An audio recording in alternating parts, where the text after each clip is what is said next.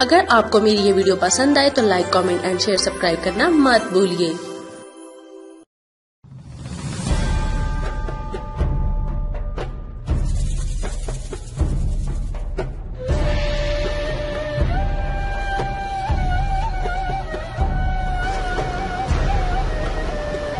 سلطنت عثمانیہ کی اگلی ایپیسوڈ کی طرف بڑھتے ہیں۔ انہوں نے فیصلے کا اعلان کیا جس کی روح سے عدلیہ کو انتظامیہ سے الگ کر دیا گیا۔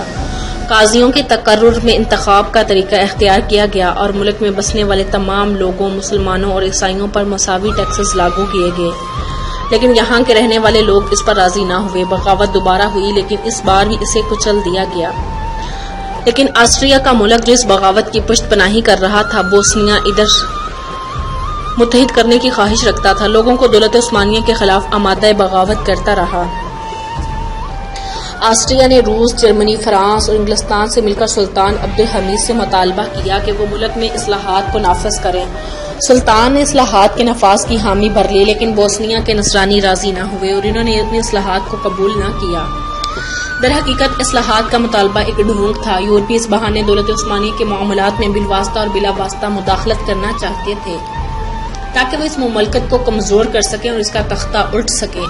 اس وقت جب بوسنیا اور ہرسک کے نصرانیوں نے شورش کی، بلغاریہ میں بغاوت اٹھ کھڑی ہوئی۔ اس بغاوت کی پشت پناہی آسٹریا اور یورپی ملک بالخصوص روس کر رہا تھا۔ اسی دوران آرتھوڈکس نصرانیوں اور سسلی کے لوگوں کے درمیان روسی اثر و نفوذ کو بڑھانے کی خاطر بلغاریہ میں کچھ تنظیمیں معرض وجود میں آئی۔ ان تنظیمات کی مدد روس کر رہا تھا اور انہیں وافر مقدار میں اسلحہ پہنچا رہا تھا، اور یہ تنظیمیں سربیا، بوسنیا اور ہرسک کے نصرانیوں کو شورش برپا کرنے میں پوری طرح کوشاں تھی۔ جب دولت عثمانیہ نے بعض جرکس قیدیوں میں کمی کی تو بلغاریہ کے لوگوں نے اس پر احتجاج کیا اور بغاوت کر دی۔ روس اور آسٹریلیا نے اسلحہ اور دولت کی صورت میں ان کی مدد کی، لیکن دولت عثمانیہ نے باغیوں کا سر کچل کر ان کے ارادوں کو خاک میں ملا دیا۔ یورپی دولتوں نے پروپیگنڈا شروع کر دیا کہ عثمانی نصرانیوں کی نسل کشی کر رہے ہیں، حالانکہ ایسا نہیں تھا، صرف باغیوں کی بیخ کی کنی کی گئی تھی۔ اس پروپیگنڈا سے متاثر ہو کر یورپ کی رائے عامہ دولت عثمانیہ کے خلاف ہو گئی اور یورپی حکومت نے عثمانیوں کے خلاف سخت پابندیاں عائد کرنے کا فیصلہ کیا۔ ان کا ایک مطالبہ یہ بھی تھا کہ بلغاریہ کو خود مختاری دی جائے اور یہاں ایک نصرانی حاکم کا تقرر کیا جائے۔ روس، جرمنی اور آسٹریا نے سربیا اور جبل اسود کے لوگوں کو عثمانیوں کے خلاف جنگ کرنے کی ترغیب دی، کیونکہ روس چاہتا تھا کہ بلغاریہ کی طرف اپنی حدود کو وسعت دے۔ آسٹریا، بوسنیا اور ہرسک کو اپنے ساتھ ملا کر اپنی حدود کو وسیع کرنا چاہتا تھا۔ ان ملکوں نے سربیا اور جبل اسود کے امیر سے وعدہ کیا کہ وہ اسے مدد فراہم کریں گے۔ روسی فوج نے اچانک خفیہ طریقے سے سربیا اور جبل اسود کے علاقوں میں گھسنا شروع کر دیا۔ جنگ شروع ہو گئی لیکن دولت عثمانیہ نے سربیا اور اس کے حلیفوں پر فتح حاصل کر کے یورپیوں کے ارادوں کو خاک میں ملا دیا۔ ایسے میں یورپی ملکوں نے مداخلت کی اور جنگ بندی کا مطالبہ کیا اور دھمکی دی کہ اگر جنگ بند نہ ہوئی تو میدان جنگ وسیع ہو جائے گا۔ یورپی ملکوں کے مندوبین استنبول میں جمع ہوئے اور دولت عثمانیہ کے سامنے چند تجاویز پیش کی، جن میں درج ذیل بہت اہم ہیں۔ بلغاریہ کو 2 صوبوں میں تقسیم کر دیا جائے اور ان صوبوں کے گورنر نصرانی ہوں۔ فیصلوں کے نفاذ کے لیے ایک ملکی کمیٹی تشکیل دی جائے۔ بوسنیا اور ہرسک کو بھی یہ مراعات دی جائیں اور دولت عثمانیہ بعض علاقوں سے سربیا اور جبل اسود کے لوگوں کے حق میں دستبردار ہو جائے، لیکن دولت عثمانیہ نے ان قراردادوں کو ماننے سے انکار کر دیا اور سربیا کے ساتھ الگ حیثیت سے صلح کا معاہدہ کر لیا، جس کے نتیجے میں دولت عثمانیہ نے اپنی آرمی کو سربیا سے واپس بلا لیا اور اس علاقہ پر عثمانی اور سربی جھنڈے لہرائے گئے، جو اس بات کی دلیل تھے کہ یہاں سیادت عثمانیوں کی ہے۔ سلطان عبدالحمید کو یقین تھا کہ مغربی ملکوں کا اصل ٹارگٹ دولت عثمانیہ کو ختم کرنا ہے۔ وہ اس بات کا اظہار اپنی یادداشتوں میں یوں کرتے ہیں: استنبول میں بڑے بڑے ملکوں کی جو کانفرنس ہوئی، اس میں میں نے دیکھا کہ یہ ملک اس چیز کا عزم رکھتے ہیں، ایسا ہرگز نہیں جیسا کہ یہ کہتے ہیں مسیحی رایا کے حقوق کی ضمانت فراہم کی جائے، بلکہ در حقیقت یہ اس رایا کی ذاتی خود مختاری کی ضمانت چاہتے ہیں اور پھر ان کی مکمل خود مختاری کے سلسلے میں پہنچنا چاہتے ہیں۔ اس طرح اس دولت عثمانیہ تقسیم کر رہ جائے گی اور یہی ان کی خواہش ہے۔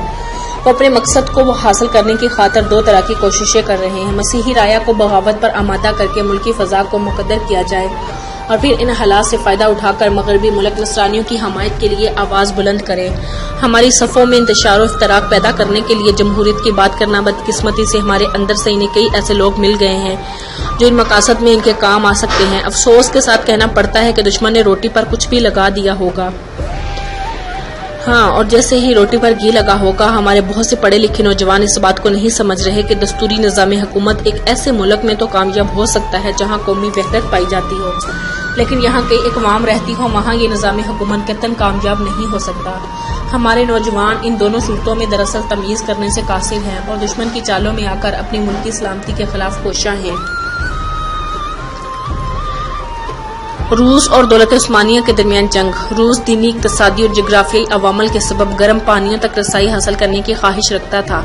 پطرس اکبر روس کو وصیت کرتے ہوئے اپنی نصیحت کے 9ویں، 11ویں اور 13ویں جملے میں کہتا ہے کہ عثمانیوں کے خلاف تہذیبی کشمکش جاری رہنی چاہیے یہاں تک کہ اس کا دنیا سے وجود مٹ جائے۔ پطرس اکبر اپنے وصیت کے 9ویں جملے میں کہتا ہے، ہم قسطنطینیہ اور ہند کے بقدر امکان نزدیک پہنچ چکے ہیں۔ جو ملک قسطنطینیہ کا مالک ہوگا وہی دنیا کا مالک ہوگا۔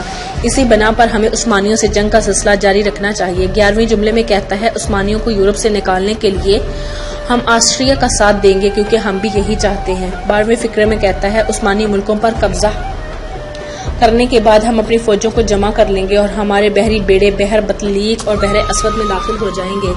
اس کے بعد ہم دنیا کو باہم تقسیم کرنے کے لیے فرانس اور آسٹریلیا کے ساتھ مذاکرات شروع کرنے ہوں گے۔ روس نے اس نصیحت پر عمل کیا۔ سلطان عبدالحمید ثانی کے دور میں روس اور یورپی ملکوں کے ایما پر بلقان، یونان اور دوسرے عثمانی علاقوں میں کئی بغاوتیں ہوئی۔ ان ملکوں نے صرف اسی پر اکتفا نہیں کیا بلکہ کئی خود مختار نصرانی ملکوں کے قیام کے سلسلے میں کوششیں بھی کی، جیسے رومانیہ، بلغاریہ، سربیا اور یونان۔ اور جب عثمانیوں کو بلقان میں شاندار کامیابیاں حاصل ہوئی تو روس میدان جنگ میں اتر پڑا اور دولت عثمانیہ کے خلاف ایک نہ ختم ہونے والی جنگ کا اعلان کر دیا۔ رومانیہ نے بھی روس کا ساتھ دیا۔ عثمانیوں نے روس کے ساتھ سخت ترین جنگ کی۔ روسی فوجوں نے دریائے دانوب کو پار کیا اور دولت عثمانیہ کے کئی علاقوں پر قبضہ کر لیا، جیسے تیرنو اور نیکولبلی بل جو آج کل بلغاریہ میں واقع ہیں۔ اسی طرح روس نے بعض دوسرے اہم مقامات اور بلقان کی طرف جانے والے راستوں پر بھی قبضہ کر لیا۔ روسی حملوں کا جواب دینے کے لیے سلطان عبدالحمید نے عثمانی فوج کی قیادت میں بڑے پیمانے میں تبدیلیاں کی۔ روس نے بلفنا کے شہر پر قبضہ کرنے کی کوشش کی۔ یہ شہر موجودہ بلغاریہ میں واقع ہے۔ یہ بلقان کی طرف جانے کے لیے اہم بندرگاہ تھی، لیکن عثمانی فوج کے بہادر سپہ سالار عثمان پاشا نے پوری بہادری سے اس کو للکارا اور روسی فوجوں کو شکست خوردہ واپس جانے پر مجبور کر دیا۔ روس نے دوبارہ اپنی کثیر آرمی کے ساتھ حملہ کیا، لیکن اس بار بھی اس مرد آہن نے روس کے چھکے چھڑا دیے۔ اسی بہادری کی وجہ سے سلطان عبدالحمید نے ایک خصوصی شاہی فرمان جاری کیا جس میں اس عظیم اور بے مثل قائد کی تعریف کی۔ اسی چٹان کے سامنے روسی جب بے بس ہو گئے تو انہوں نے شہر پر قبضہ کرنے کی اپنی پالیسی تبدیل کر لی۔ انہوں نے چاروں طرف سے شہر کا محاصرہ کر کے شہر کا دفاع کرنے والی فوج کی سپلائی مکمل طور پر بند کرنے کی پالیسی اختیار کی۔ محاصرہ کے ساتھ ساتھ روسی فوج نے شہر پر ایک سخت حملہ کیا۔ اسی حملے میں روسی قیصر نے خود حصہ لیا۔ رومانیہ کے امیر نے بھی روس کا ساتھ دیا۔ اس کے ساتھ 1 لاکھ جنگجو تھے۔ اس جنگ میں روس کا پلڑا بھاری رہا۔ ان کی تعداد 1 لاکھ سے بڑھ کر 1.5 لاکھ ہو گئی۔ انہوں نے 3 خطوط پر عثمانیوں کا محاصرہ کر لیا، لیکن اس کے باوجود عثمان پاشا کی قیادت میں عثمانی سیسا پلائی ہوئی دیوار کی طرح ڈٹے رہے۔ اگرچہ ان کی تعداد صرف 50,000 تھی، لیکن انہوں نے کمال جرأت کا مظاہرہ کیا۔ انہوں نے نہ صرف دفاع کیا بلکہ محاصر فوجوں پر اقدام کر کے ان کے چھکے چھڑا دیے۔ عثمانیوں کے دل میں صرف ایک ہی سودا سمایا تھا کہ ہم فتح یاب ہوں گے اور محاصرہ توڑ دیں گے، پھر سب شہادت سے ہمکنار ہو کر اللہ تعالیٰ کے حضور سرخ روح ہوں گے۔ عثمان پاشا کی قیادت میں عثمانی فوج دشمن پر بار بار حملہ کر رہی تھی۔ نعرہ تکبیر کی آواز سے آسمان کانپ رہا تھا۔ بہادر جان کی پرواہ کیے بغیر دشمن پر بڑھ کر حملہ کر رہے تھے۔ ان میں سے ایک بہت بڑی تعداد روسی فوجوں کے ہاتھوں شہید ہو چکی تھی، لیکن اس کے باوجود انہوں نے محاصرین کے پہلے خط کو توڑ ڈالنے میں کامیابی حاصل کی۔ ہاں جی